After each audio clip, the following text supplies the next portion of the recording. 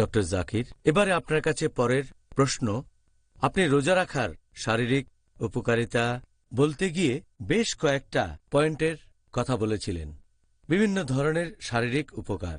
এখন রোজা রাখার মেডিকেল উপকারিতাগুলো কি কি হতে পারে? রোজা রাখলে আপনি অসংখ্য মেডিকেল উপকারিতা পাবেন।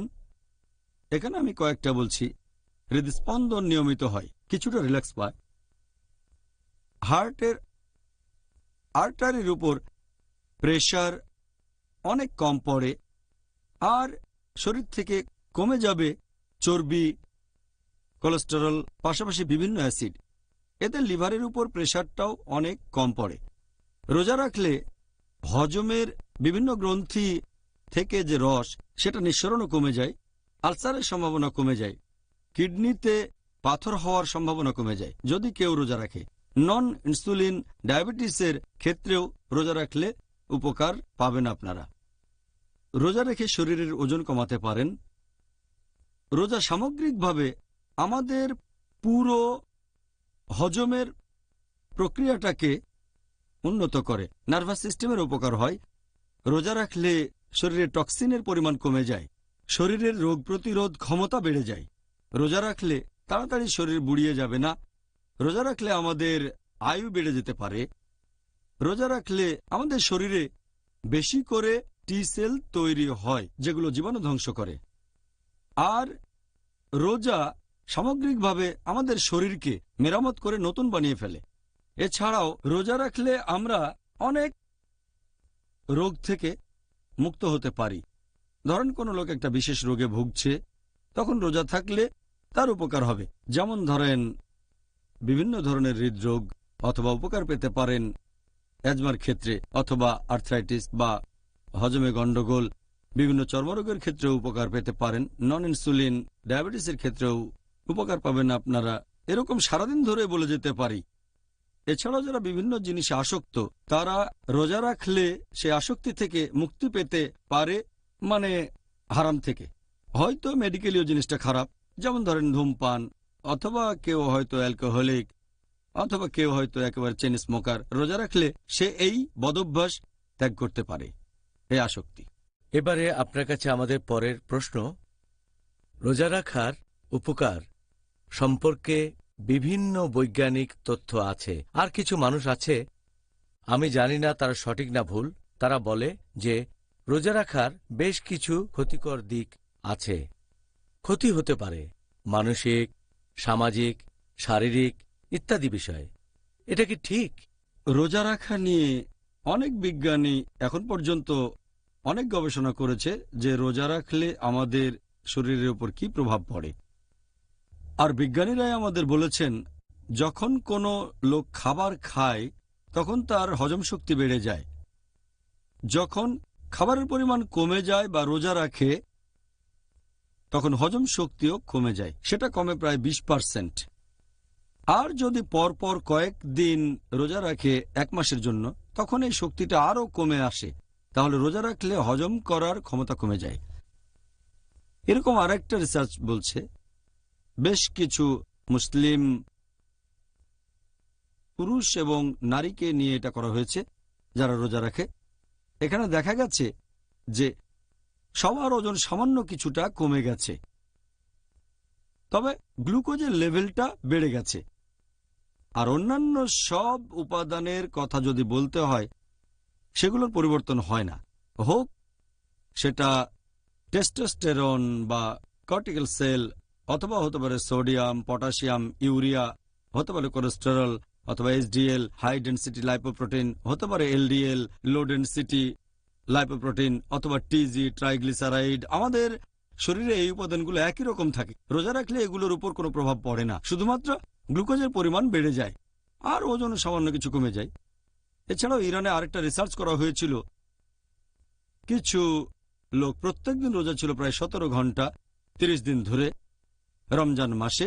দেখা গেল এতে করে পুরুষদের বংশবৃদ্ধির হরমোনে কোনো প্রভাব পড়েনি, টেস্টোস্টেরনে। এছাড়াও এইচপিটি এর উপর কোনো প্রভাব পড়েনি, থাইরয়েড হরমোনেও কোনো পরিবর্তন হয়নি। এরকম অনেক রিসার্চ হয়েছে আরেকটা রিসার্চের কথা এখানে বলতে পারি, যেটা নাম দেওয়া হয়েছিল ভালো স্বাস্থ্যের মহিলাদের উপর রমজানের প্রভাব, যে উপায়ে তারা ওজন ঠিক রাখতে পারেন। ওজন ঠিক রাখা, সেখানে দেখা গেল রোজা রাখার সময় কোনো পরিবর্তন হয় না। যদি শারীরিক গঠনের কথা বলেন, ওজন একরকম, কোনো কিছু বদলায়নি। রোজা রাখলে ফ্যাট অক্সিডেশন বেড়ে যায় এবং কার্বোহাইড্রেট অক্সিডেশন কমে যায়।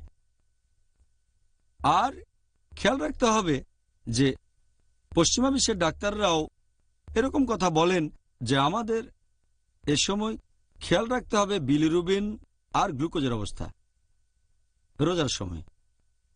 আরও একটা রিসার্চ বলছে যে রোজা রাখলে শরীরে গ্লুকোজের পরিমাণ বেড়ে যায়, বি লিম্ফোসাইট সেলে সংবেদনশীলতা বাড়ে। তবে রিউমোরাল আর্থ্রাইটিসে বি লিম্ফোসাইটের সংবেদনশীলতা এখানে বেড়ে যায় না। রোজা রাখলে আপনার আয়ু বেড়ে যেতে পারে, হয়তো আরো বেশি দিন বেঁচে থাকতে পারেন। এ নিয়ে পশু পাখির উপরে অনেক রিসার্চ হয়েছে। আমাদের আয়ু বেড়ে যায়। দুধ খাওয়ানো মহিলাদের উপর রিসার্চ করা হয়েছে রোজা থাকা অবস্থায়। রোজা রাখার কারণে শরীরে উৎপন্ন দুধের পরিমাণে কোনো পরিবর্তন আসে না, দুধের উপাদানও কোনো পরিবর্তন হয় না। গ্লুকোজ লেভেল আগের মতোই, ফ্যাট লেভেল আগের মতো, ল্যাকটোজেরও পরিমাণ ঠিক থাকে। যেসব মহিলা বাচ্চাকে দুধ খাওয়ান তাদের ক্ষেত্রে কোনো পরিবর্তনই আসে না। এছাড়াও রোজা নিয়ে রিসার্চ হয়েছে রজস্রাব হওয়া মহিলাদের উপর আর বংশবৃদ্ধির সাইকেলের উপরও। এসব রিসার্চে কোনো পরিবর্তন দেখা যায়নি। মহিলাদের মেনস্ট্রুয়াল সাইকেলে কোনো পরিবর্তন আসেনি। রোজা রাখার কারণে নেগেটিভ বা পজিটিভ কোনো প্রভাব পড়েনি।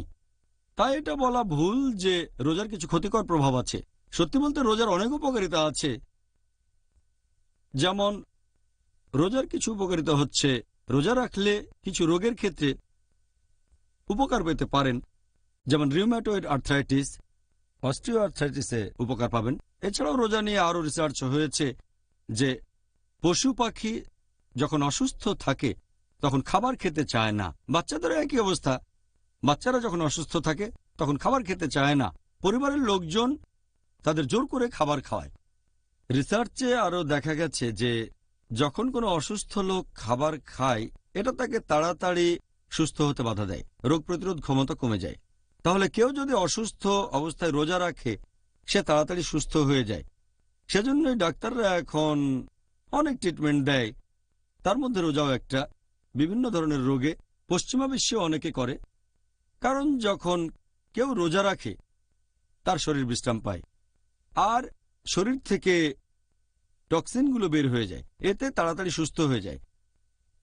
এছাড়াও রোজা রাখলে আপনার ব্যবহার বদলে যেতে পারে।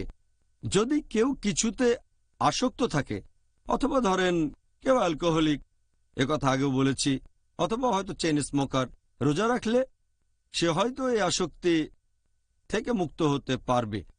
এছাড়া অনেকে হয়তো অন্যান্য জিনিসে অভ্যস্ত, যেমন চা, কফি। রোজা রাখলে তারা এগুলো থেকে বিরত থাকবে। রমজান মাসে টানা 30 দিন রোজা থাকবে, তখন এগুলোতে আগ্রহ কমে যাবে, তারা তখন স্বাস্থ্যকর খাবার খেতে পছন্দ করবে। তাহলে রোজার সময় আপনারা এইসব থেকে দূরে থাকবেন। যদি 1 মাস বাদ দিতে পারেন তাহলে সারা জীবনও পারবেন। হ্যাঁ, অবশ্য এমন কিছু রোগ আছে, যেমন ধরেন ইনসুলিন নির্ভর ডায়াবেটিস। যে লোক ইনসুলিন নির্ভর ডায়াবেটিসে ভুগছে তার রোজা রাখা উচিত না, কারণ তার কিটোসিস আছে। সাধারণত কিটোস ব্যবহার করা হয় এনার্জির উৎস হিসেবে, কিন্তু যার ইনসুলিন নির্ভর ডায়াবেটিস আছে সে এটা কাজে লাগাতে পারে না। সেজন্য ইনসুলিন নির্ভর ডায়াবেটিস থাকলে রোজা রাখা উচিত না। তবে সে যদি ডাক্তারের পরামর্শে ইনসুলিন নিয়ে রোজা রাখতে পারে সেটা খুবই ভালো। অন্য টাইপের ডায়াবেটিসগুলো আরও কমন, নন ইনসুলিন ডায়াবেটিস, এদের জন্য রোজা রাখা উপকারী। আর আমি আগেও বলেছি, রোজা রাখলে অনেক রোগের উপকারিতা পাবেন, যেমন বিভিন্ন ধরনের হৃদরোগ, অ্যাজমা, আর্থ্রাইটিস, অথবা হজমে কোনো রকম গন্ডগোল, এরপর বিভিন্ন চর্মরোগে, এরকম অনেক রোগের কথা বলা যায়। রোজা রাখলে এক্ষেত্রে উপকার পাবেন।